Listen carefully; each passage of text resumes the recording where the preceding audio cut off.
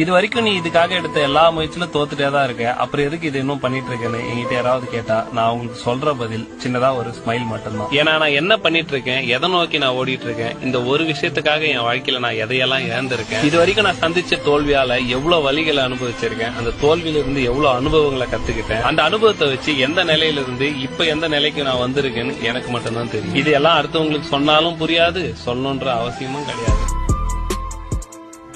இது போதும் அப்படின்ற ஒரு விஷயம் இல்லாமல் ஒரு வேலைன்னு கொடுத்தா டே நைட்னு ஒர்க் பண்ற ஹார்ட் ஒர்க் வேணும். அந்த ஹார்ட் ஒர்க் இருந்தா மட்டும்தான் யாரா இருந்தாலுமே லைஃப்ல ஜெயிக்க முடியும்.